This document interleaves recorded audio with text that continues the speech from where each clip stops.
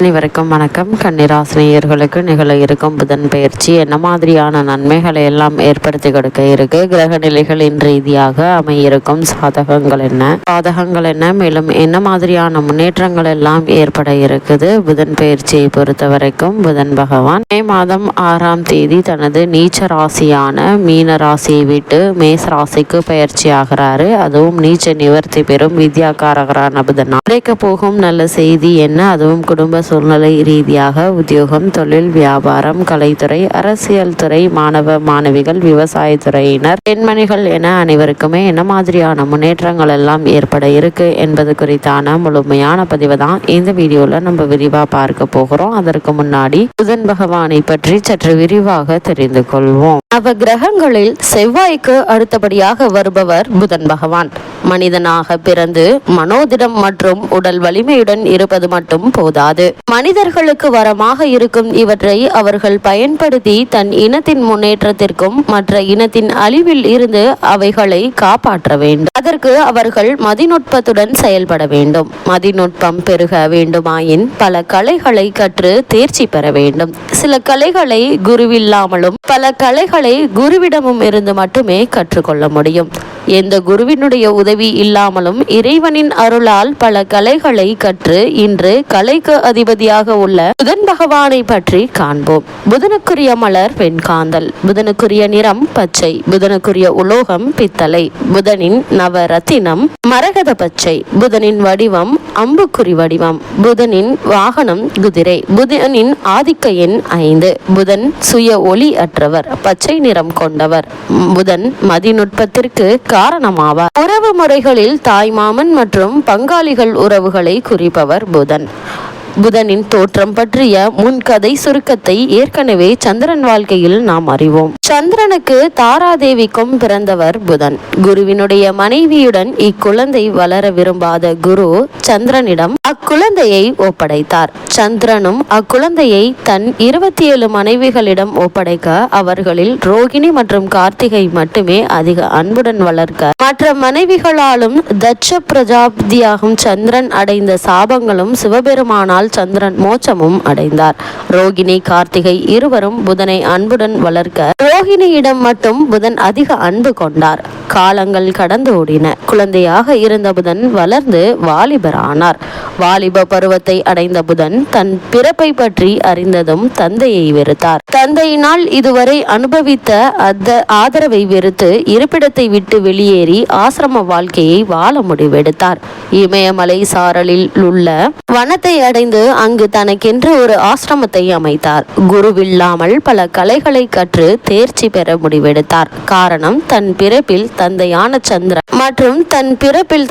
சந்திரன் மற்றும் குருவின் மனைவி தாராதேவி செய்த தவறினால் குருவினை வெறுத்தார். குரு இல்லாமல் சில கலைகளை கற்ற புதன் பல கலைகளை கற்க முடியாமல் தவித்தார். பல கலைகளை குருவினுடைய உதவி இல்லாமல் கற்க வேண்டுமாயின் இறைவனின் அருள் வேண்டுமென எண்ணிய புதன் நாராயணனை நோக்கி தவம் இருந்தார். பல இன்னல்களை கடந்து தவம் புரிந்த புதனின் தவத்தை கண்டு நாராயணன் அவர் முன் தோன்றி அவருக்கு அருள் பாவித்தார். இமயமலை அடிவாரத்தில் கௌரி தடாகம் என்ற இடத்தில் தனது ஆசிரமத்தை அமைத்து நாராயணன் அருளால் குருவே இல்லாமல் சகல கலைகளையும் புதன் கற்று தேர்ந்தார். கலைகளால் பல உயரத்தை அடைந்த புதன் பிறப்பால் பல அவமானங்களை சந்தித்த புதன் தன் தந்தையான சந்திரனுக்கு பின்னால் தனக்கு வரவேண்டிய அனைத்து அரச பதவிகளையும் துறந்து ஆசிரம வாழ்க்கையை மேற்கொண்டார். புதன் தன் தந்தையான சந்திரனை வெறுத்து ஒதுக்கினாலும் பதவிகள் துறந்து ஆசிரம வாழ்க்கையை வாழ்ந்தாலும் சந்திரனின் அழகில் பாதியை கொண்டவராக இருந்தார் புதன். சகல கலைகளையும் கற்று அழகிய உருவ அமைப்பை கொண்ட புதன் கண்ட தேவ மாந்தர்களில் ஒருவர் அவரிடம் தன் மனதை பறிகொடுத்து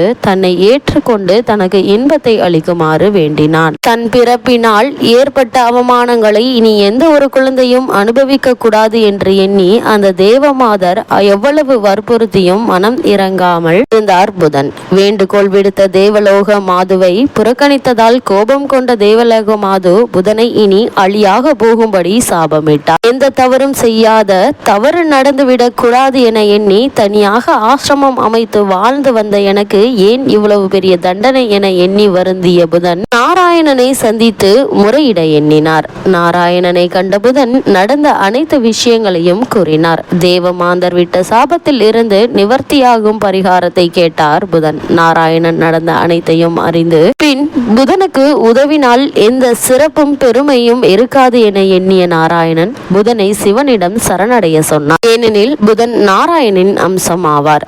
தன் அம்சத்திற்கு தானே உதவுவது சிறப்பல்ல என எண்ணினார். நாராயணன் கூறிய அறிவுரையின்படி புதன் சிவபெருமானை காண விரைந்தார். சிவபெருமானை கண்டதும் வணங்கி தனக்கு ஏற்பட்ட நிலையினை கூறி தனக்கு விமோச்சனம் அளிக்குமாறு பணிவுடன் கேட்டார். சிவபெருமான் புதன் விஷ்ணுவினுடைய அம்சம் என்பதையும் புதனின் பிறப்பின் அவசியத்தையும் உணர்ந்து அவருக்கு சாப விமோச்சனம் வழங்கினார். சோழ நாட்டில் உள்ள திருவெண்காடு ஸ்தலத்தில் உள்ள 3 குளத்தில் நீராடி அங்கு வீற்றிருக்கும் தன்னையும் தேவியையும் பூஜை செய்து வந்தால் சாப விமோச்சனம் பெறுவாய் என்று அருள் புரிந்தார். சிவபெருமானின் அறிவுரையின்படி புதனும் திருவெண்காடு சென்று அம்மையையும் அப்பனையும் வணங்கி சாப விமோச்சனம் பெற்றார். இதனால் புதன் அழி எனும் சாபம் நீங்கி தன் சுய ரூபத்தை பெற்றார். இவ்வளவு மேன்மைகளை கொண்ட புதன் பகவான் மே மாதம் 6ஆம் தேதி மேஷ ராசிக்கு புதன் செல்கிறாரு. உங்களுடைய ராசிக்கு 10ஆம் இடத்திற்கு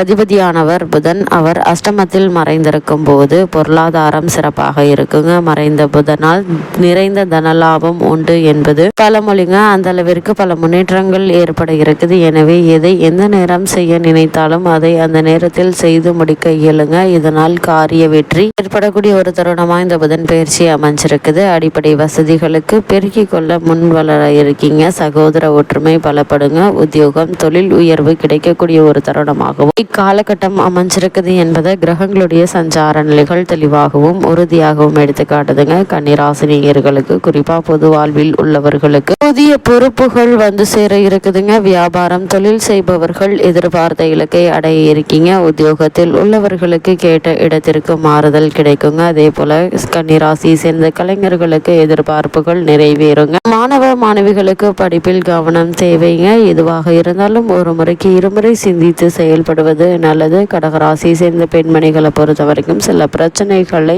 சந்திக்க வேண்டி இருக்குங்க. அதே போல வீட்டில் ஒரு சில பிரச்சனைகள் வீண் வாக்குவாதங்கள் ஏற்படுவதற்கான வாய்ப்புகள் இருக்குதுங்க. இது மாதிரியான நேரங்கள்ல ஒருவருக்கு ஒருவர் விட்டு கொடுத்து அனுசரித்து நடந்து கொள்வது நல்லதுங்க. இந்த காலகட்டத்தில் பொறுத்த வரைக்கும் உடல் நலன் சீராகுங்க. உள்ளத்தில் நினைத்ததை உடனடியாக செய்து முடிப்பீங்க. நல்ல நண்பர்களுடைய ஒத்துழைப்போடு சுப நிகழ்ச்சிகள் நடைபெறுங்க. உத்தியோகத்தில் கூடுதல் பொறுப்புகளும் சம்பள விகிதத்தில் அதிகரிப்பு உண்டுங்க. வெளிநாட்டு வணிகம் அனுகூலம் தருங்க. இதனால் உங்களுடைய பழைய கடன்களை அடைத்து நிம்மதி பெற இருக்கீங்க. வெளிநாட்டில் புதிய ஒப்பந்தங்கள் கிடைப்பதால அதிக லாபம் நிறைந்த ஒரு காலகட்டமா இந்த புதன் பயிற்சி அமைய இருக்கு என்பதை கிரகங்களுடைய சஞ்சார நிலைகள் தெளிவாகவும் உறுதியாகவும் எடுத்துக்காட்டுது. கன்னிராசினியர்களுக்கு கிரக நிலைகளின் ரீதியாக கூறப்படும் பரிகாரம் என்ன என்று பார்க்கும்போது விநாயக பெருமான் வழிபாடு எண்ணற்ற நன்மைகளை உங்களுடைய வாழ்வில் ஏற்படுத்தி கொடுக்கும் என்பது கிரகங்களுடைய சஞ்சார நிலைகள் தெளிவாகவும் உறுதியாகவும் உங்களுக்கு எடுத்துக்காட்டுது.